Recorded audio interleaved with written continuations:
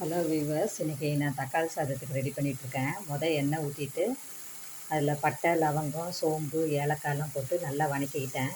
பெரிய வெங்காயம் ஒரு 3 சின்ன சின்ன பீஸாக போட்டு நல்லா வணக்கிக்கிட்டேன். இப்போ தக்காளி போட்டுட்டேன். தக்காளி போட்டு நல்லா வணக்கிறேன்.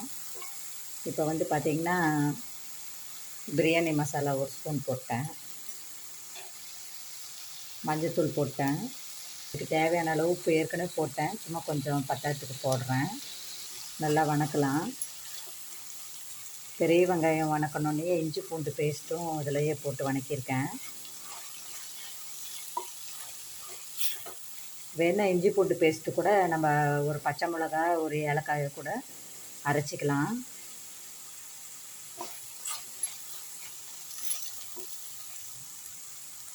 நான் ஃபஸ்ட்லேருந்து ஒரு ரீகேப் சொல்லிடுறேன்.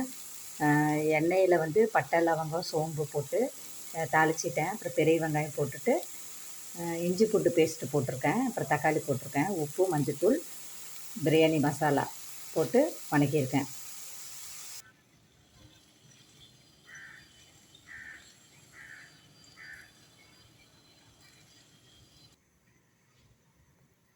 இப்போ பார்த்திங்கன்னா 1 டம்ளர் அரிசிக்கு 2 டம்ளர் தண்ணி ஊற்றிருக்கேன்.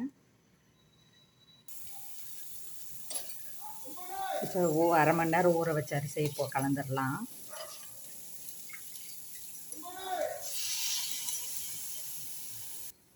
குக்கருக்கு மூடி போட்டாச்சு.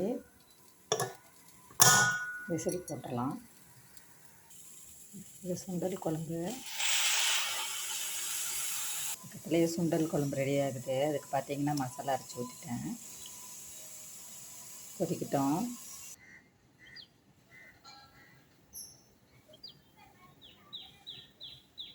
இது அப்படியே அவுட் சைட் வியூ.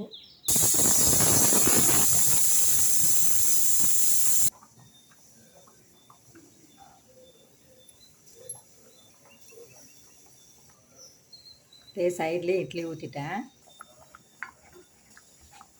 சுண்டல் குழம்பு கொதிச்சிட்ருக்கு. இதுக்கு பார்த்திங்கன்னா சின்ன வெங்காயம், பூண்டு, இஞ்சி, தேங்காய் போட்டு வறுத்துட்டு அரைச்ச பேஸ்ட்டை தான் இந்த வேக வச்ச சுண்டலில் கலந்துக்கிட்டேன்.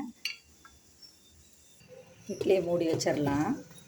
தக்காளி சாதம் வந்து இன்னும் ஒரு 5 நிமிஷம் கழித்து நிறுத்திடலாம்.